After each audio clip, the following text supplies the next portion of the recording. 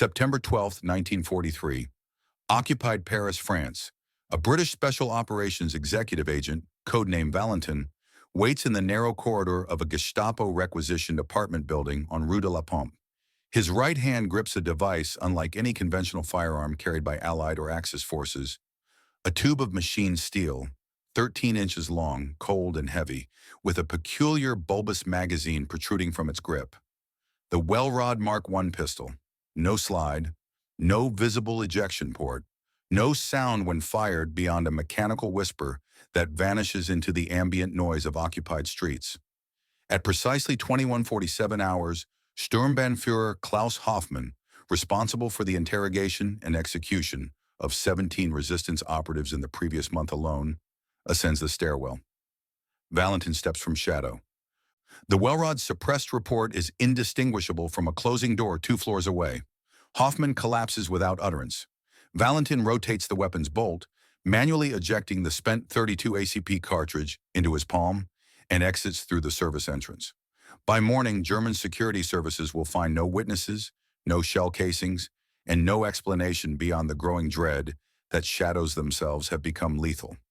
The Welrod pistol emerged not from battlefield necessity, but from the calculated requirements of covert assassination and silent elimination behind enemy lines.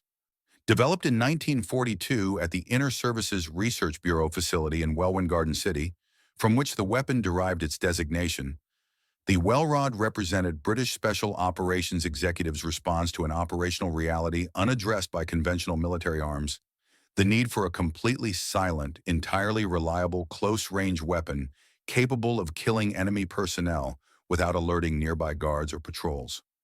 Traditional firearms, even when equipped with rudimentary suppressors, produce sufficient noise to compromise agents operating in occupied territories where detection meant immediate execution. The SOE required something beyond silence. They required acoustic invisibility. Major Hugh Reeves and his team of engineers at Station 9, the SOE's weapons development section, approached the problem with clinical precision. The result was a weapon so specialized, so contrary to every principle of combat pistol design, that German intelligence initially dismissed captured examples as experimental curiosities rather than operational tools.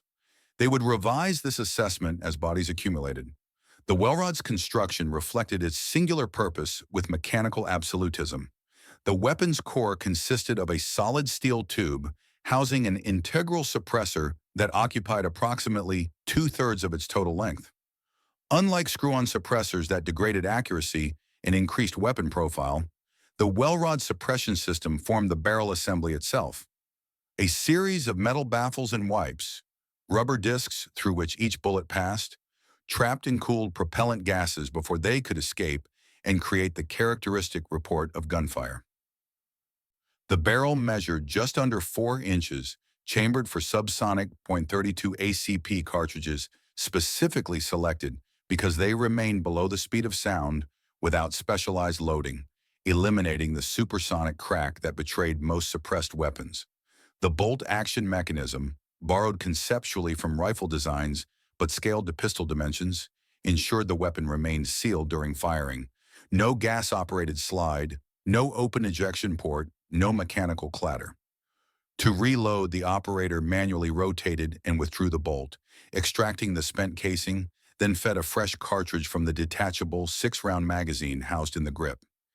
The entire weapon weighed approximately 2.5 pounds, balanced heavily toward the muzzle where the suppressor assembly concentrated mass. Sights were rudimentary, a simple groove along the top of the suppressor tube, because the Welrod was never intended for precision shooting beyond arm's length. At ranges exceeding 15 feet, the weapon became increasingly unreliable not from mechanical failure, but from fundamental design philosophy. This was an assassin's tool, not a combat pistol.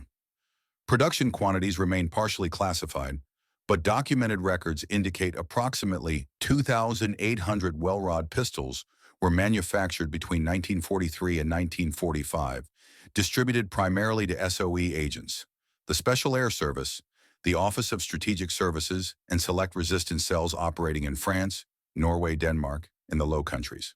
The weapon existed in 2 primary variants: the Mark III, chambered in .32 ACP, and the later marked the Secondier, rechambered for 9mm parabellum to provide increased stopping power at the cost of slightly elevated noise signature.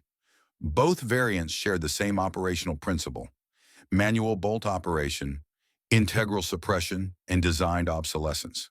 SOE armorers expected each Welrod to remain effective for approximately 24 shots before the rubber wipes within the suppressor degraded sufficiently to compromise sound reduction. Field reports indicated that careful maintenance and replacement of internal components could extend operational life, but the weapon's design philosophy accepted expendability in exchange for guaranteed silence during critical operations.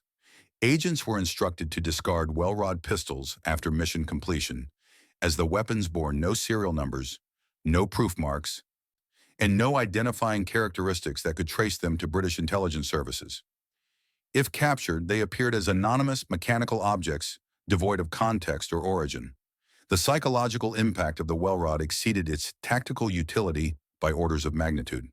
German security forces in occupied territories maintained operational security through predictable patterns, regular patrols, known interrogation centers, identified safe houses. These patterns created targeting opportunities that SOE operations officers exploited with methodical precision. Between late 1943 and early 1945, documented Welrod operations resulted in the confirmed elimination of at least 67 Gestapo officers, SD personnel, Wehrmacht intelligence operatives, and collaborationist informants across occupied Europe. The true number likely exceeded 200. What distinguished these eliminations from conventional resistance attacks was their inexplicability. Victims were found dead in locked rooms, in guarded compounds, and supposedly secure facilities, with no audible gunfire reported by nearby personnel. Autopsies revealed small-caliber gunshot wounds consistent with close-range execution, but circumstances suggested impossible scenarios: killers who materialized and vanished without sound, without witnesses, without trace. German counterintelligence services, already strained by partisan activity and sabotage operations, found themselves contending with an enemy that violated fundamental assumptions about weapons, warfare, and physical possibility. Security officers began traveling in larger groups, refusing isolated assignments, sleeping in locked rooms with trusted guards outside. Paranoia became operational doctrine.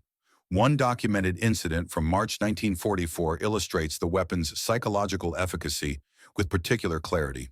In Lyon, France, Obersturmführer Ernst Dunker, known for personally executing captured SOE wireless operators, implemented extraordinary security measures after learning that 3 of his colleagues had been killed in the previous month under mysterious circumstances. Dunker never traveled alone, varied his routes daily, maintained armed guards at his residence, and conducted interrogations only in fortified facilities with multiple personnel present. On March 23, 1944, he was found dead in his office at Gestapo headquarters on Avenue Berthelot, a building housing over 200 German security personnel. The single gunshot wound to the base of his skull indicated close-range execution. No one heard the shot. No unauthorized personnel were observed entering or leaving the building. No physical evidence beyond the bullet in the body could be recovered. The investigation concluded with an internal memo recommending that all SD and Gestapo officers in France consider themselves under active assassination threat by an undefined enemy employing undefined means. Morale among occupation forces deteriorated measurably. Officers requested transfers. Informant networks became unreliable as collaborators feared association with targets. The Welrod had achieved a tactical objective, death, and a strategic outcome, terror. Allied Special Operations Doctrine integrated the Welrod into mission planning with careful specificity. SOE training facilities at Erasig House in Scotland and OSS schools in the United States incorporated the weapon into close-quarters combat and covert elimination curricula. Instructors emphasized the Welrod's limitations with brutal honesty. This was not a fighting weapon, but an execution tool, effective only when the target remained unaware of the threat. Agents learned to approach from behind, press the muzzle against the base of the skull or into the torso, and fire at contact distance. The manual bolt operation meant no immediate follow-up shot. If the first round failed to incapacitate, The target would have time to react, to shout, to fight. Therefore, the first shot had to be anatomically decisive. Training exercises involved approaching instructors in darkened rooms, eliminating designated targets among groups of role players without alerting nearby personnel, and withdrawing without detection. Failure meant mission compromise and probable death in actual operations. The psychological burden of this training cannot be understated. Agents were being conditioned not for combat but for murder, albeit murder in service of strategic objectives. The Welrod required its operator to accept proximity to death, both the target's and potentially their own, with cold mechanical precision. The weapon's absurdity, referenced in German intelligence assessments recovered after the war, stemmed from its complete inversion of conventional firearms design principles. Where combat pistols prioritize rapid fire, magazine capacity, and handling speed, the Welrod sacrificed all these attributes for silence. Where military doctrine emphasized firepower and suppression, the Welrod offered single, invisible shots. Where soldiers were trained to engage enemies at distance, the Welrod required lethal proximity. German weapons engineers who examined captured examples struggled to contextualize the design within their understanding of military pragmatism. The bolt-action mechanism seemed laughably archaic for a 1940s pistol. The integral suppressor made the weapon grotesquely unbalanced. The minimal sights and subsonic cartridge suggested effective range measured in feet rather than yards. Only when intelligence analysts correlated the weapon's presence with the pattern of silent killings across occupied territories did its purpose become horrifyingly clear. Britain had industrialized assassination.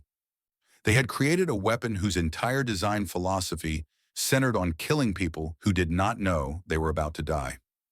This revelation disturbed even hardened security officers accustomed to the brutalities of occupation and counterinsurgency. The Welrod represented warfare stripped of all pretense. No honor, no warning, no chance of defense. Just silent death delivered by invisible agents. Post-war analysis of the Welrod's operational effectiveness revealed outcomes that vindicated SOE's investment in specialized silent weapons. While direct kill counts remained modest compared to conventional military operations, the strategic disruption caused by silent elimination campaigns proved disproportionate to resources expended.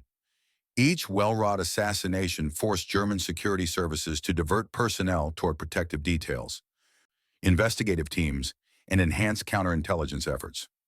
The psychological burden on occupation forces degraded operational efficiency as officers became increasingly reluctant to perform duties that might expose them to invisible assassins. Collaborationist networks in France, Belgium, and Norway reported decreased cooperation from informants who feared association with German authorities could result in silent retribution. The weapon's mere existence, once its nature became known through captured examples and intelligence reports, created operational constraints that affected German security doctrine across occupied Europe. Field Marshal Wilhelm Keitel's personal security detail was reportedly tripled in 1944 following intelligence suggestions that SOE maintained targeting lists of high-value personnel. Whether such lists actually existed remains classified, but the threat perception alone achieved strategic value. The Welrod's post-conflict legacy diverged sharply from most military firearms, which transitioned to civilian markets, police service, or museum collections. British authorities maintained strict secrecy regarding the weapon's existence well into the 1960s, with captured examples destroyed and remaining stocks retained by intelligence services for potential future operations. The weapon saw covert use during the Malayan Emergency, the Suez Crisis, and reportedly in Northern Ireland during the Troubles, though official confirmation remains elusive. Modified versions incorporating updated suppressor technology and chambered for 9mm remained in service with British Special Forces into the 1990s.